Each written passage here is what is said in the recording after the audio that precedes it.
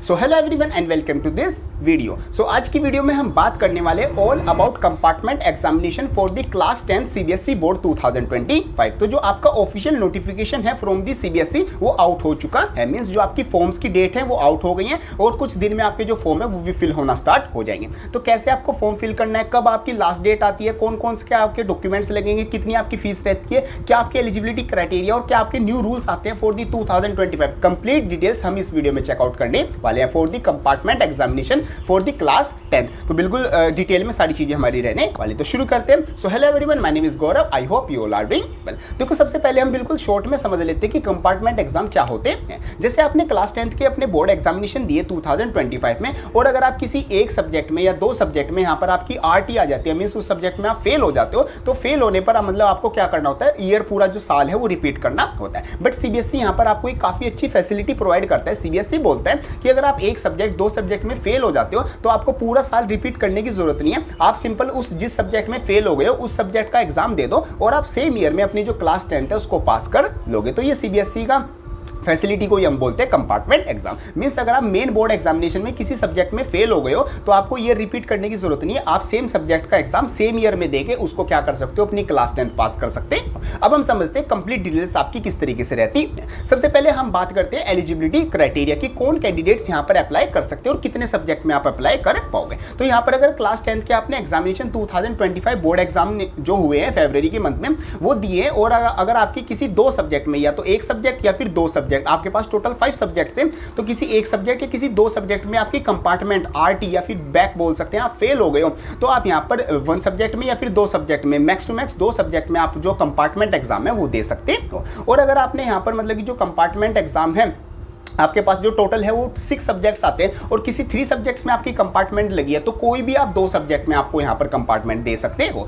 Means main जो 5 core subjects है उसमें आपको यहाँ पर पास होना होगा और आपका जो एडिशनल सब्जेक्ट है अगर उसमें आपकी कंपार्टमेंट है तो वो आप अपना इंप्रूवमेंट से क्लियर कर सकते हो या फिर अगर आप ओवरऑल पास हो तो फिर तो ऐसा कोई दिक्कत ही नहीं है। तो सिंपल एलिजिबिलिटी क्राइटेरिया आता है, मैक्सिमम 2 सब्जेक्ट में यहाँ पर कंपार्टमेंट एग्जाम दे सकते हो अगर आपने यहाँ पर सीबीएसई 2025 बोर्ड एग्जामिनेशन दिए हो तो। अब हम बात करते हैं इंपॉर्टेंट डेट्स की कि कब आपको अप्लाई करना है, कब आपकी लास्ट डेट आती है और आपका मेन चीज जो एग्जाम है वो कब होना है। तो आपकी जो ऑफिशियल नोटिफिकेशन है वो अभी 2 दिन पहले ही आया है और जो आपके फॉर्म है वो आपके 13 मई 2025 से स्टार्ट हो जाएंगे फिल होने और 17 जून 2025 तक आपकी जो फॉर्म फिलिंग है वो रहने वाली है। तो लास्ट डेट आपकी 17 जून आती है और जो आपका एग्जाम है for the compartment examination class 12 वो आपका कराया जाना है 15 जुलाई 2025। तो ध्यान रखना ऑन अराउंड आपके पास 40 डेज बचते हैं तो अपनी तैयारी अच्छे से कर लेना। वैसे वीडियो के एंड में मैं बताऊंगा किस तरीके से आपको तैयारी करनी है, तो ध्यान रखना अपना जो फॉर्म है वो भी टाइम से फिल कर लेना और अपनी जो तैयारी है कंपार्टमेंट एग्जाम की वो भी अच्छे से करना शुरू कर देना।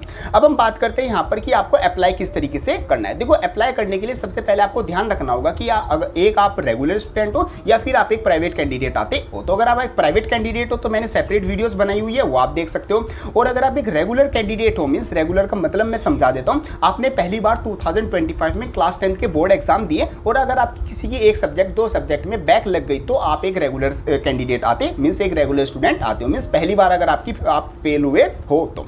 अब यहाँ पर आपका जो फॉर्म फिलिंग है वो ध्यान रखना, अगर आप एक रेगुलर कैंडिडेट हो तो फॉर्म फिलिंग आपकी स्कूल के थ्रू ही की जाएगी। मींस आप खुद फॉर्म फिल नहीं कर सकते, चाहे एक सब्जेक्ट हो चाहे दो सब्जेक्ट हो चाहे आपके कितने भी सब्जेक्ट हो, आपको यहाँ पर अपना जो फॉर्म है वो स्कूल वालों से फिल कराना होगा। तो जल्द से जल्द अपने स्कूल के पास कांटेक्ट करना, अपना जो मार्कशीट है और अपना जो एडमिट कार्ड है वो अपना स्कूल वालों के पास लेके चले जाना और उनको बताना मेरी इस सब्जेक्ट में कंपार्टमेंट लगी और मैं यहाँ पर कंपार्टमेंट का एग्जाम देना चाहता हूँ। तो आपका अपना जो फॉर्म है वो फिल कर देंगे और इस तरीके से आपका जो फॉर्म है वो ऑनलाइन फिल हो जाएगा। टाइम से फिल करवा देना वरना जो लास्ट में आपकी जो फीस रहती है वो यहाँ पर काफ़ी इंक्रीज हो जाती है। तो इस तरीके से सिंपल आपको यहाँ पर अप्लाई करना है। अब हम बात करते हैं फीस आपकी कितनी रहने वाली है। तो वैसे तो देखो नॉमिनल आपकी जो फीस रहती है वो 300 रुपीज़ पर सब्जेक्ट रहती है। बाकी अदर कंट्रीज के स्टूडेंट्स के लिए कुछ इस तरीके से रहती है और यहाँ पर अगर आप लेट फॉर्म फिल करते हो तो आपकी 2000 पर सब्जेक्ट आपकी यहाँ पर फीस रहती है। बाकी जैसे अगर आप स्कूल से फिल कराओगे तो हो सकता है आपका जो स्कूल है वो आपसे 500 या 600 पर सब्जेक्ट आपके यहाँ से ले, क्योंकि वो कुछ चार्जेस लगाता है अपने फॉर्म फिल करने के। बाकी वो जो भी चार्जेस लगाए आप उनको देना, मतलब ज़्यादा तो मत देना बट जो लिमिट मतलब कि जो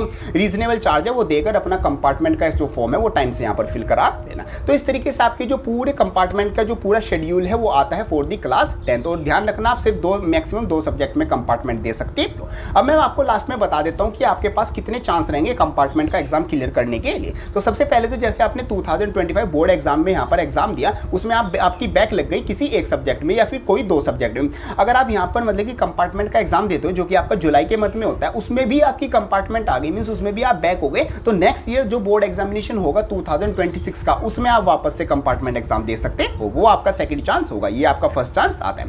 फिर अगर आप बोर्ड एग्जामिनेशन में दोबारा से 2026 में वापस से फेल हो गए तो आपको नेक्स्ट ईयर जुलाई 2026 में दोबारा से एक और थर्ड चांस दिया जाएगा। तो टोटल आपके पास 3 चांस होते हैं अपना कंपार्टमेंट का एग्जाम क्लियर करने के लिए। चाहे तो आप एक एक करके कर लो, मींस एक बार आपने कंपार्टमेंट इसमें क्लियर हो गई, एक अगले में कर लो, वरना दोनों एक साथ ही आपकी वेरी इजीली हो जाती है। तो इस तरीके से आपका पूरा शेड्यूल आता है। अब हम बात करते हैं क्या क्या चीजों का आपको ध्यान रखना है, मतलब अपना प्रिपरेशन करते टाइम। सबसे पहले तो कोई भी नई बुक को यहाँ पर टच ना करें, मींस नई बुक में आपको कुछ नहीं पढ़ना है, क्योंकि नया कुछ पढ़ने जाओगे तो कंफ्यूज ही होगे। सिर्फ 40 दिन बचे, जो पुराने नोट्स हैं, पुरानी नोटबुक्स हैं, पुरानी बुक्स हैं, एनसीईआरटी से सिर्फ वही करते जाओ।